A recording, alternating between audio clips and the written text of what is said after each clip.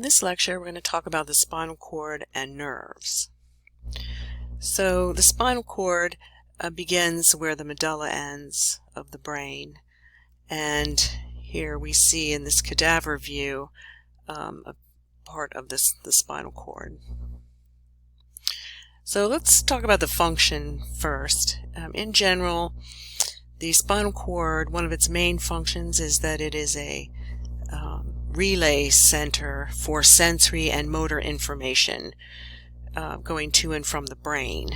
So this is a picture of the CN tower, which reminded me when I saw it of the spinal cord, because there are these glass elevator shafts. So you can't see in this picture, but there are brightly colored elevators going up and down to which is like the spinal cord. The up elevators being similar to sensory information going up to the brain up here, and then the motor information coming down from the brain, down the spinal cord, and then out to the body. So it's a relay center for sensory and motor information. This information is carried in action potentials that travel along axons that form groups called fiber tracts, and sometimes this sensory is referred to as the ascending pathways going up to the brain, and motor descending. Another function of the spinal cord is that it's a major relay center for reflexes. So this diagram shows a classic reflex with the 5 major components. So to give you the overall definition first, though, a classic reflex is a pre-programmed motor response to a given stimulus. So, for example, you put your hand on a hot stove, you pull it away. This is a reflex. In fact, it would be hard not to. And it's not something anyone had to tell you to do. It's a programmed response. In this picture, they're showing the another reflex, the withdrawal reflex. So you step on a sharp tack, for example, and you're going to pull away from it using skeletal muscles. So let's look at the components of the reflex arc. First of all, you need to have a sensory receptor, because that is, the sensory neurons are what respond to the stimulus, in this case pain. So if you can't feel it, how are you going to respond to it? So you need the sensory receptor. We're going to be talking more about sensory receptors coming up in a future lecture. And then once the graded potentials are triggered by the stimulus, these would be the dendrites here of the sensory neuron, then if it's strong enough, they will travel as action potentials to the spinal cord, or in some cases to the brain, to the central nervous system. So you also need a sensory neuron axon to conduct the information to the central nervous system. Okay, and then the central nervous system itself is referred to as the integrative center.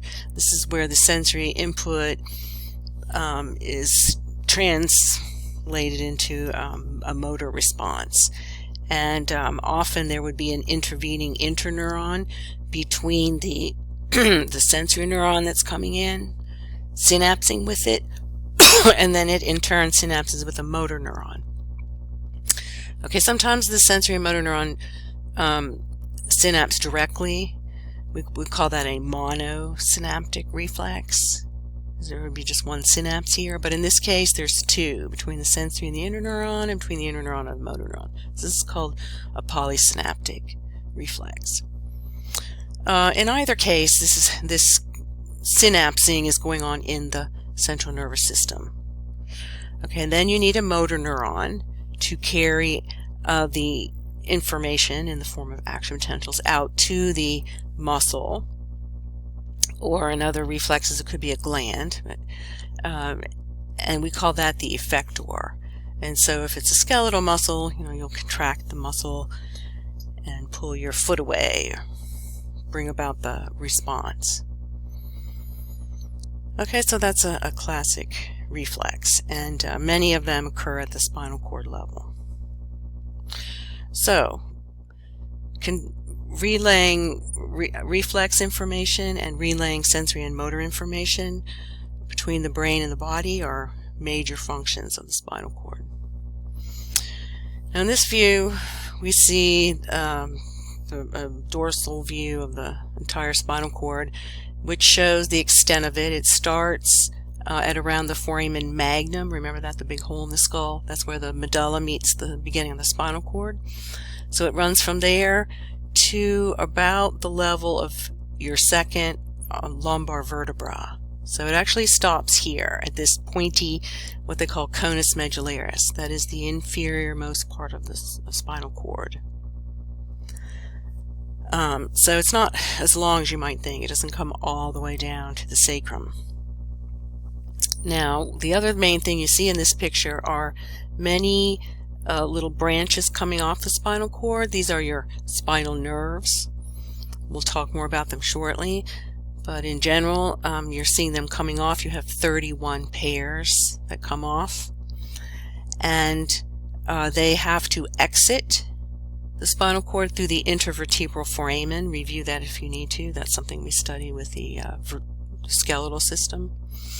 The holes between the vertebra when they articulate with each other, intervertebral foramen, that's what these nerves are extending away from the spinal cord through, exiting through. So initially in the superior part, the spinal nerves are coming off and there's an intervertebral foramen close by and they exit. Okay, but when you get down near the end of the spinal cord, there's still a lot of nerves, spinal nerves that need to come off. But they have to travel inferiorly before they can exit. And so those nerves that are having to travel inferiorly before they exit make what they call the cauda equina, which caudal means tail, equina means horse, a horse's tail. So that's what you're seeing there. Okay, and this is just a closer view of it. On the side we see how the spinal nerves are named. It's similar to the vertebra in many ways, using letters for cervical, thoracic, lumbar, sacral, and numbers for the order in which they come off. Okay, and then in this view we see the meninges. So it's the same meninges that you see in the brain. The outermost, toughest of the three connective tissues is the dura mater, the tough mother, so-called. In the middle, the arachnoid membrane or mater. Beneath it, there is a space, the subarachnoid space, which is better viewed in an upcoming slide, so we'll see a better view of that. And then so that's the pink, and then the red is the pia mater, the more delicate of the three connective tissue coats that's right on the outside of the spinal cord. So it's the same three meninges that you have in the brain. Okay, and then also we see the spinal nerves coming off here. And notice, if you look closely, that they actually come off as two branches that merge to form the spinal nerve. These branches are called roots. The one in the front is the anterior or ventral root. The one in the back is the dorsal or posterior root. So we'll look at that in a moment. Here we see some of those rootlets coming off the spinal cord. Alright, now this is one of my favorite pictures of the spinal cord because it shows it positioned within a vertebra. So remember the vertebral foramen in the vertebra? That's where your spinal cord is. So you can see, get a feel for the size of it, and this is one of the best views of the subarachnoid space. So out here you've got the dura and this arachnoid membrane, and then this space in here is filled with what? With cerebrospinal fluid to cushion the spinal cord, just like the brain, same thing. So you really see that space there. And then the pia would be here, right on top of the spinal cord. Okay, and then another nice thing about this picture is it shows this space as well, the epidural space. There's adipose tissue in there. Epi above the dura mater. So the epidural space. I mention that because they sometimes put medications in there if you have like an epidural for pain medication. Okay, now this cross section of the spinal cord shows how there are distinctive white and gray matter areas, just like in the brain. So just to review briefly, remember that white matter has a predominance of myelinated axons in it. Not that that's the only thing, it's just that's the main thing. Whereas the gray matter is primarily neuron cell bodies and dendrites, which are not myelinated. And there's neuroglial cells throughout. So notice how this is arranged. It's different from the cerebrum. If you recall, in the cerebrum of your brain, you have white matter on the gray matter on the very outside as the cerebral cortex. And then there's also gray matter within the white matter, the basal nuclei. Here it's different. You've got the white matter, the more superficial, and the gray matter inside. Here's another picture of that. There's a lot of text on this, so let's focus on the picture. Okay, let's just talk about what they call these different regions. So let's start with the gray matter. In the very center of the spinal cord is looks like a hole. That's the central canal where the cerebral spinal fluid is. And that cerebral spinal fluid in the central canal is continuous with the fourth ventricle of the brain. Around that is some gray matter. I'm talking about this region right here. And they call that gray matter the gray commissure. If you recall, commissure fiber tracts cross from one side of the brain or spinal cord to the other, between the right and left sides. So that's the gray commissure. And then on either side of that, there are what they call the horns. They sort of look like wings. And the horns are divided up into a dorsal or posterior horn, a lateral horn, and ventral or anterior horn. And remember, anterior and ventral are synonyms. It doesn't matter which one you use. The same with posterior and dorsal. So just pick the one that works best for you. So we've got the dorsal, lateral, and the ventral horns, or gray horns. Same on the other side. Okay, now what's in those horns we'll talk about in a moment. But first let's complete what we call the different regions. The white matter is divided into columns, also sometimes called funiculi, but I recommend columns easier. And that's also divided into the posterior here, the lateral, and the anterior or ventral white columns. So that's where the white matter is. Okay, and then you see coming off the spinal cord are these two extensions that come off. These are called roots. The one in the back is called the posterior or the dorsal root, and the one in the front is the anterior or ventral root. And they merge to form the spinal nerve. Notice also, if you look carefully, notice how the dorsal root has a bulge right here, a swelling. That's called the dorsal root ganglion. A ganglion is a cluster of neuron cell bodies outside the central nervous system. If it's in the central nervous system, you call them nuclei, like the basal nuclei. But in this is considered outside the central nervous system, we call it a ganglion. So it's along the dorsal root, hence it's the dorsal root ganglion. Okay, so that's a lot of parts to remember, but you've got the gray horns, the white columns, the roots, the dorsal root ganglion, and the nerve. Okay, and then looking at what's in the different regions, let's start with the ventral horn. The ventral horn contains the cell bodies of motor neurons, and specifically, although it's not said here, but you need to know it, somatic motor neurons. Recall, those are the ones that go to your skeletal muscles. Okay, so the cell bodies of your somatic motor neurons are for the most part, in the ventral horn of the spinal cord. So that's where the cell bodies, and they don't show them, but there's dendrites coming off there. And then the axon, let's follow it. Notice the axon leaves the spinal cord through the ventral root. This is the ventral root on this side, or you could say anterior root. So motor axons leave the spinal cord. The action potentials are leaving. They're carrying information away from the spinal cord out to your muscles. So they leave through the ventral root. Okay, now not shown in the picture, but again, you do need to know this. The lateral gray horn contains autonomic motor neuron cell bodies, the ones that go to your other types of muscles, smooth or cardiac, and also glands.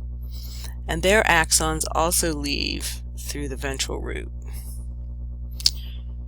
of the spinal cord. And in fact, that's all that's in the ventral root, are motor axons, and therefore the ventral root is described as being pure motor, because only motor information, only motor axons are traveling through it. Okay, now let's look at the dorsal root and ganglion. Now, in the dorsal root, we have only sensory neurons. So we say that the dorsal root is pure sensory. And sensory neurons are bringing information in the form of action potentials to the central nervous system. Remember sensory input? So the action potentials are traveling to the spinal cord here. And this blue line you see here is an axon of a sensory neuron. Now, its axons enter the posterior or the dorsal horn of the spinal cord. So that's what's in there. What about their cell bodies? Well, they're actually out here in the dorsal root ganglion. And they look a little different from the motor neurons, because if you remember back in an earlier lecture, we talked about how sensory neurons are not multipolar, they're bipolar or unipolar. So they have a different structure to them. So the cell bodies of sensory neurons are in the dorsal root ganglion. If we come out here and look at the spinal nerve itself, notice that it has both motor and sensory axons in it, both. And their action potentials are traveling in opposite directions. So because your spinal nerves have both, we say that the nerve itself is mixed, meaning it has sensory and motor. So once again, your spinal nerves have both sensory and motor axons in them. Therefore, they're mixed. But when you get close to the spinal cord, think of it as the sensory and the motor information splits. And, the motor information is carried in the ventral root and the sensory in the dorsal root. Okay. Now, let's look at the white matter. In this picture, we see some of the white matter, which in the columns, the posterior column, and lateral column, anterior column. Okay, for the white matter, I'm not asking you to learn in quite as much detail. So in this course, we're not going to be going into the names of the various fiber tracts, like the spinothalamic or spinocerebellar tract and so on. However, you do need to know that the posterior columns are primarily white matter, that the axons are traveling in groups called tracks. And remember that if you're talking about inside the central nervous system, bundles of axons traveling together are called fiber tracks.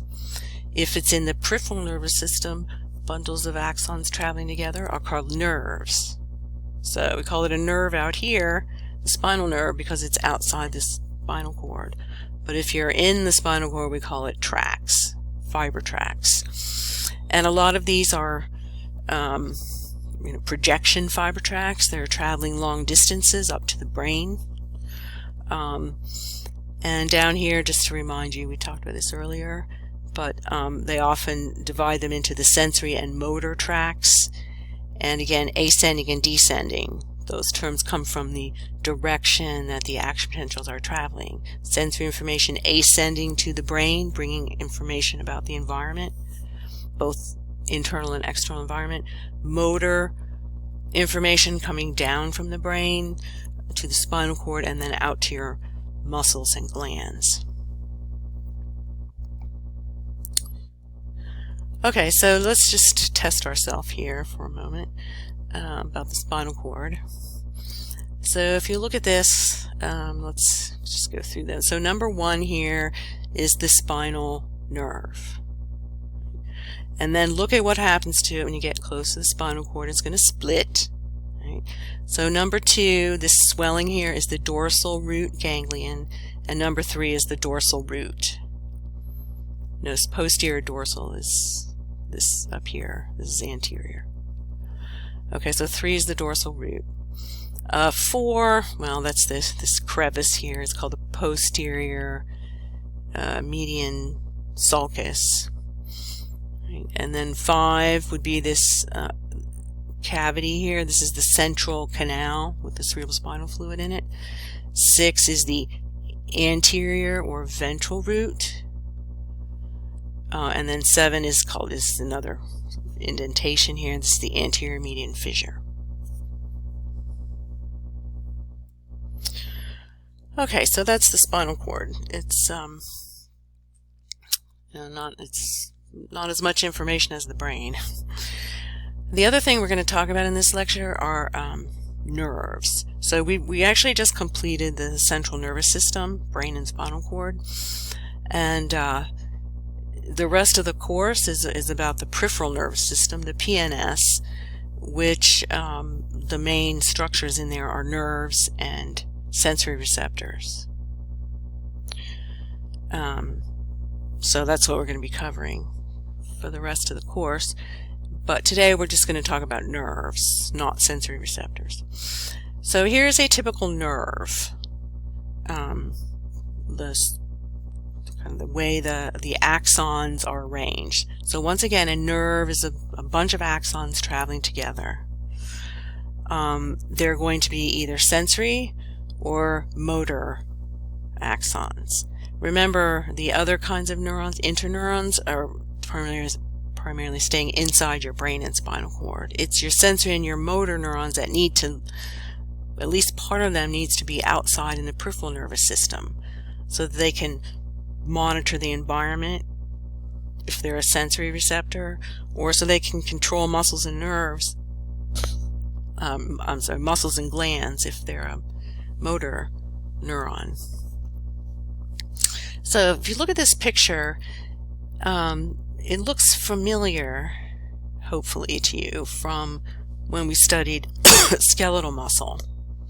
So remember in skeletal muscle how the cells, which even kind of look like axons, long cylinders that they call muscle fibers. Okay, and remember how they were arranged into bundles called fascicles? So this is very similar. The axons are arranged in bundles called fascicles, and just like in skeletal muscle, there's a connective tissue coat around each fascicle called the perineurium. So that's like the perimysium in skeletal muscle. And then if you look inside the fascicle, there's, just like there was an endomysium that separated your muscle cells, there's an endoneurium that's mostly in areolar connective tissue that surrounds the axons. and then around the whole muscle is the epineurium. So you have those three similar connective tissue coats in the muscle. Okay, and then there'll be some blood vessels in there. I mean, remember, axons are, extensions of living cells, so they're going to need supplies, nutrients, and so on. Okay, so that's the basic arrangement of nerves. This would include both your spinal nerves coming off your spinal cord and also your cranial nerves coming off the brain. This is a scanning electron micrograph of that. So here you see, like, here's a fascicle up here. Here's another one. Some are larger than others. And then inside you see some blood vessels in there, and then mostly you see lots of axons. Some of these axons are myelinated, some are not. Some are heavily myelinated, some are lightly myelinated. So there's a variety, but there are axons in there. Some are, if this is a spinal nerve, some are sensory, some are motor. And this would be looking under a microscope in a fascicle. So this would be the perineurium is out here. Out here. It's the perineurium. And then looking inside, we see, for example, right here, here's an axon, that little purple dot, and then the white bubble around it would be a myelin sheath. And then the endoneurium would be in between. So we have some other slides of this in the lab portion of the course. Okay, so that's the basic structure of nerves. So once again, just to remind you, you have 31 pairs of spinal nerves coming off your spinal cord.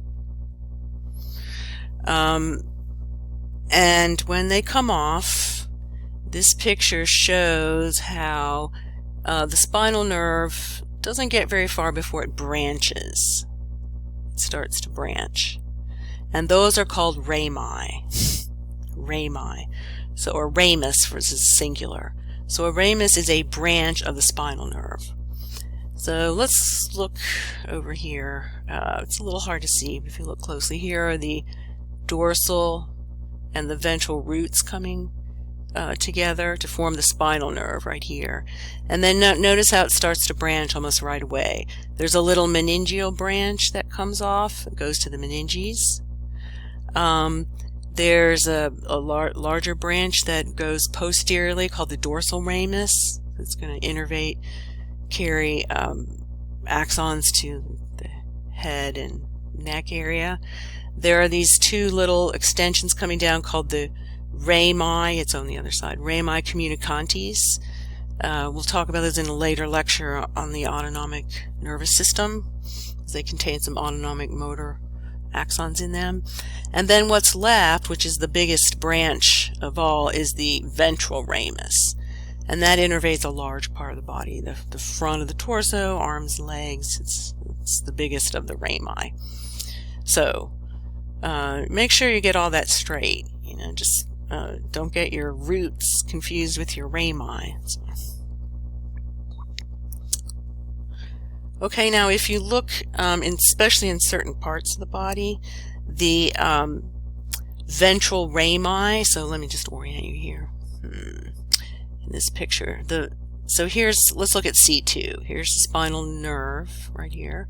And then notice it's branching. There's the dorsal ramus coming up. Here's the two rami communicantes coming down. And then here's the ventral ramus continuing on. They're not showing the meningeal ramus.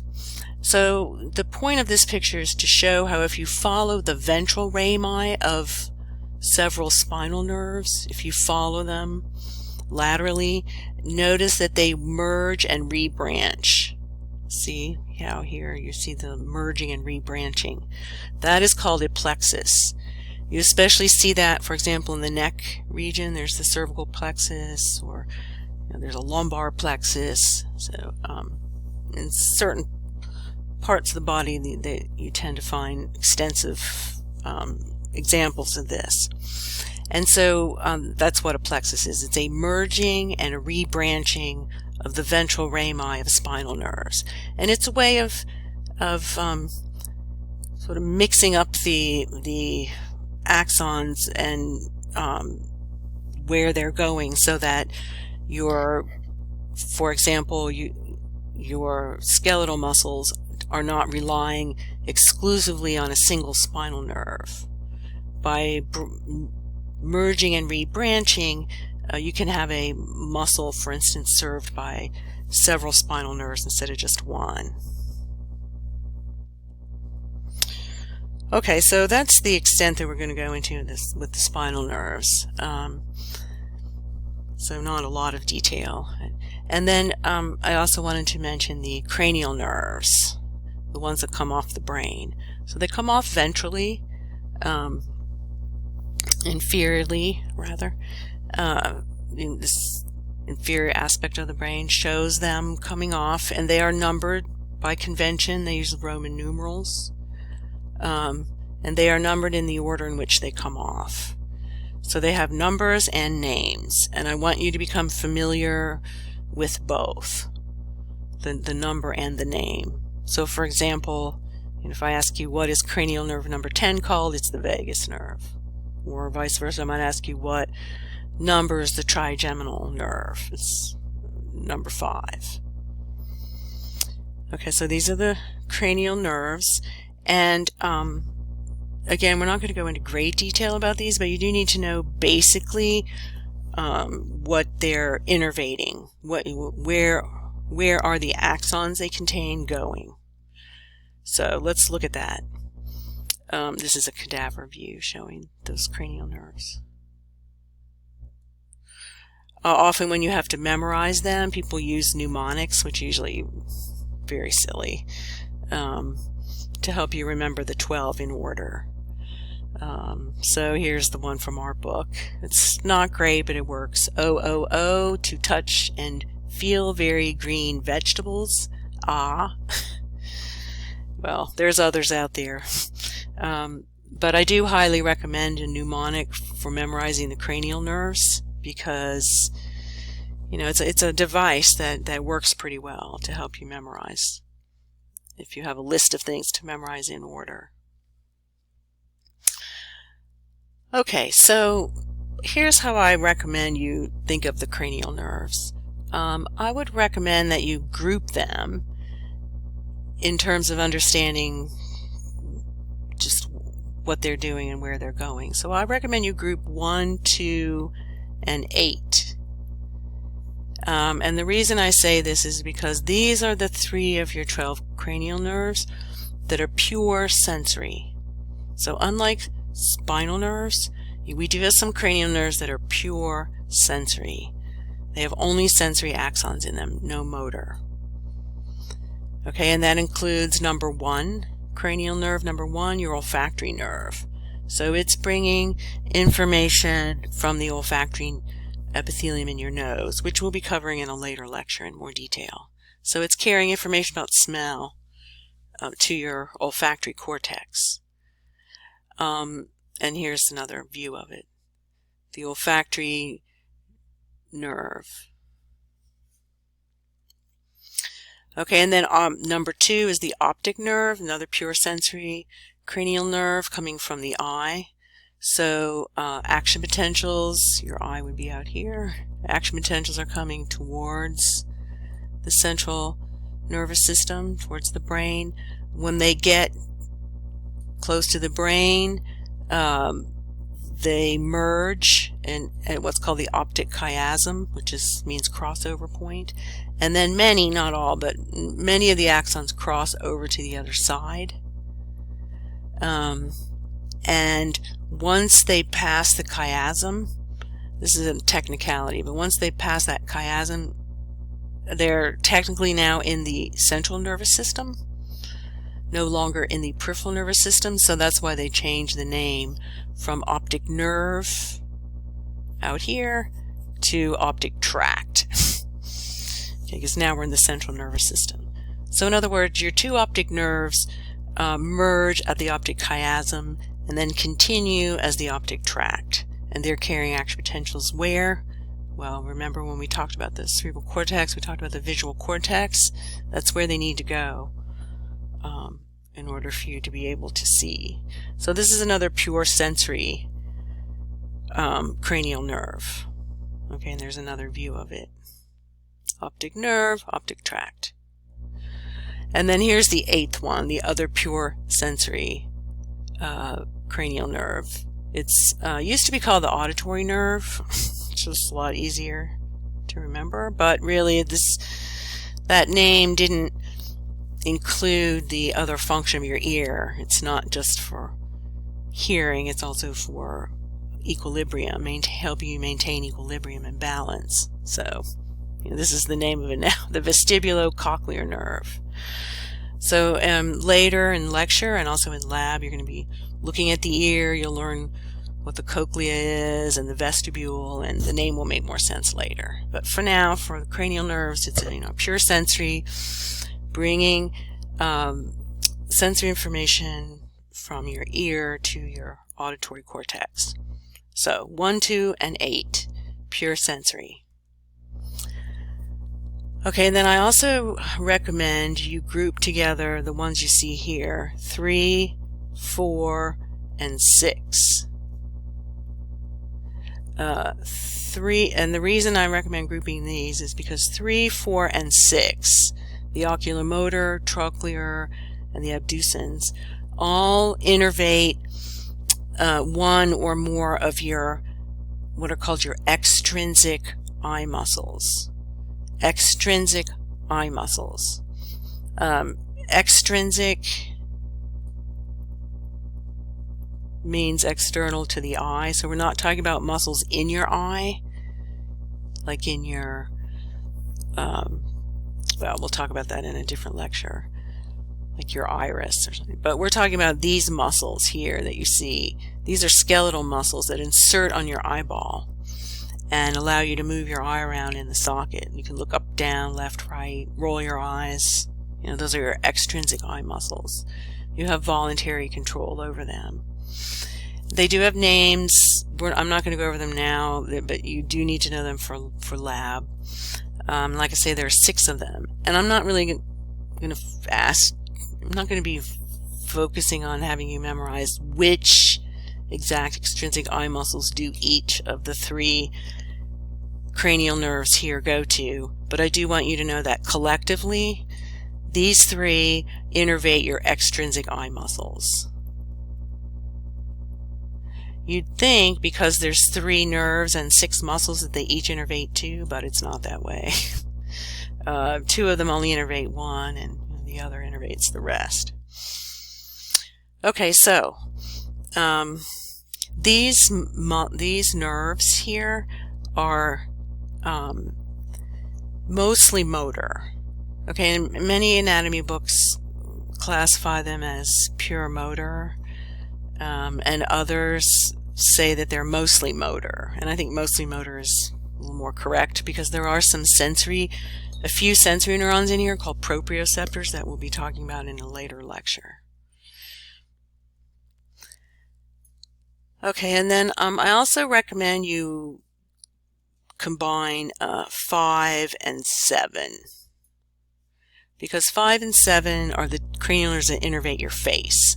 So this shows your trigeminal nerve, your 5th cranial nerve. It does have 3 branches that go to your eye, the ophthalmic, your upper jaw maxillary, and your lower jaw mandibular branch. So this is a mixed nerve. You can see that it's going to some of the muscles, but it's also has some sensory information. It's carrying some sensory information from pain receptors, for example. And then 7, which we see here, that's called your facial nerve. So it's also going to like some taste buds and also some muscles in the head, in the face. So 5 and 7, mixed nerves serving the face. Again, you don't have to go into any more detail than that. And then here's one of your most important cranial nerves, the 10th cranial nerve, the vagus. It's unusual in that it has, it's the only cranial nerve that extends down into your abdominal pelvic cavity, and has multiple branches that go to many of your important visceral, organs. Your heart, your lungs, various parts of your digestive tract, your liver, stomach, and so on. So that's the vagus nerve. And then it has we also see in this picture the glossopharyngeal, which is your 9th cranial nerve. Most of it is in the head and neck area. Glosso means tongue, pharyngeal means pharynx, means your throat area, so it's mainly innervating that part of the body. And then here we see the 12th cranial nerve, the hypoglossal, hypo below the tongue. So again, this is a mixed nerve innervating some muscles and also having some sensory neurons in it. Okay, and then this is called the accessory nerve. This is the 11th cranial nerve, and it's mostly innervating muscles. So that is our lecture on the spinal cord and nerves.